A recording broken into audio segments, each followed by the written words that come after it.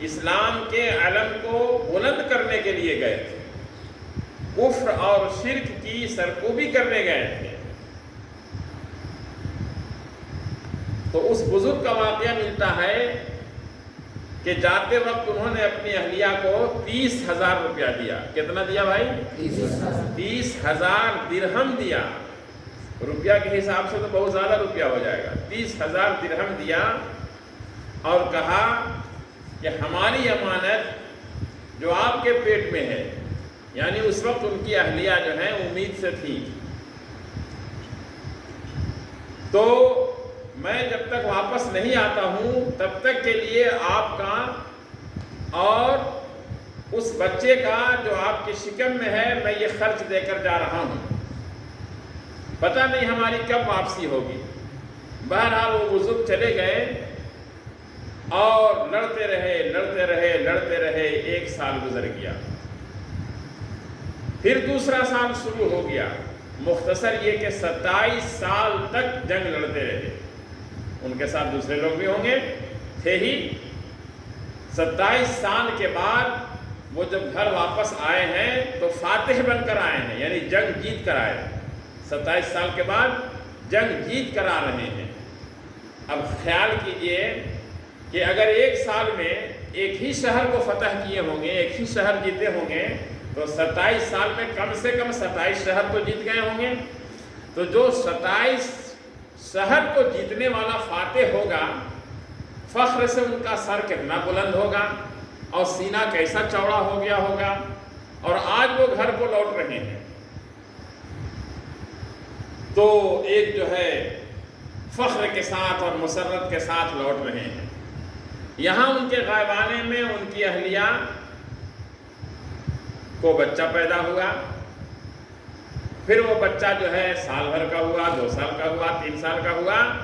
ان کی اہلیہ بھی بڑی نیک تھی، بچے کو مدرسے میں بھیج دیا پڑھنے کے لیے، اور وہ مدرسہ جس میں وہ بچہ گیا تھا، اس مدرسے نے اس بچے کو ایسا کامیاب کیا کہ وہ بہترین عالم دین اور زبردست مفتی بن کر وہاں سے واپس آئے مدرسہ سے۔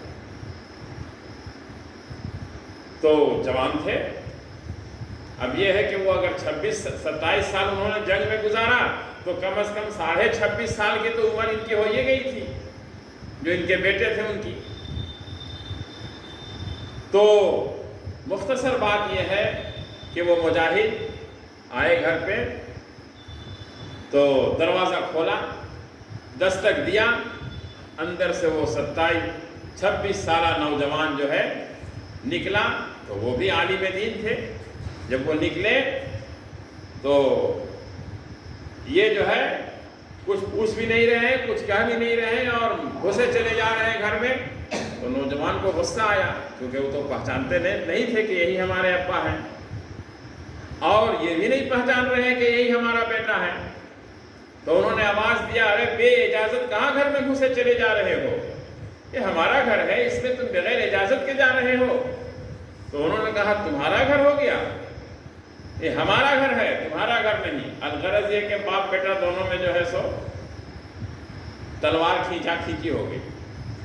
تو اہلیہ نے جب سنی آواز تو دوڑ کر آئے اور دیکھا تو کہا کہ ارے یہ تو تمہارے ابو ہیں، اتنے دنوں کے بعد آئے ہیں، یہ جنگ میں گئے ہوئے تھے۔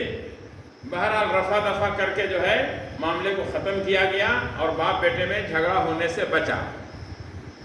اب وہ جو مجاہد فی سبیل اللہ جو تھے، جو مجاہد تھے، وہ اپنا غسل وغیرہ کرنے میں لگ گئے۔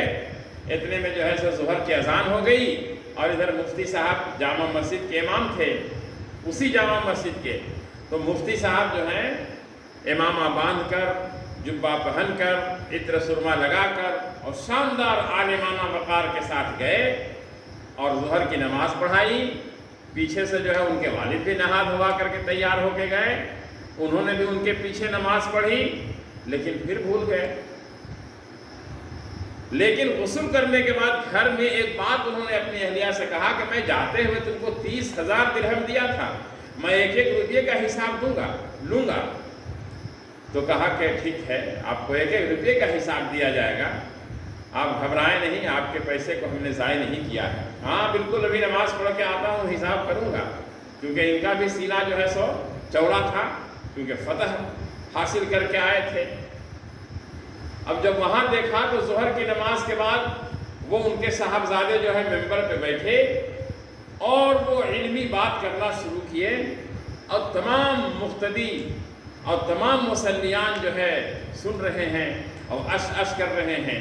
تو قرآن و حدیث کے جو جوہر لٹا رہے تھے یہ، اور قرآن و حدیث کے جو موتی بکھیر رہے تھے، تو ان کے جو والد تھے ان کو بھی بڑا فخر ہوا، اور پھر بھول گئے کہ یہ ہمارے صاحبزادے ہیں، کیونکہ اب حلیہ بدلا ہوا تھا اور 5 منٹ کی تو وہ گھر پہ کی ملاقات تھی، سمجھ نہیں پائے۔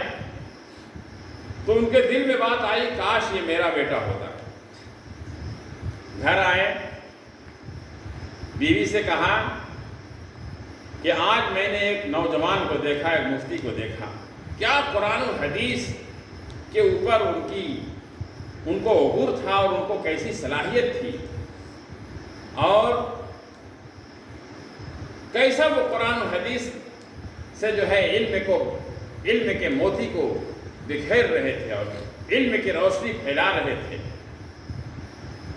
تو ان کی اہلیہ نے کہا کہ اگر مان لیجئے وہ 30,000 درہم جو آپ نے مجھ کو دیا تھا وہ سب ہم ان کو دے دیں اور وہ میرا بیٹا بننے کو تیار ہو جائے تو آپ قبول کر لیں گے؟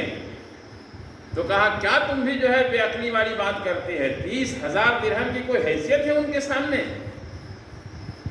ایسے 30,000 نہیں، 30 لاکھ درہم بھی اگر دے کر کے اس قسم کا کوئی بیٹا مل جائے، کسی کو اتنا بڑا کوئی عالم مل جائے تو وہ سودا بہت سستا ہے۔ 30 لاکھ درہم ہم دے کر کے ان کو اگر وہ تیار ہو جائیں گے تو بیٹا بنا لیں گے۔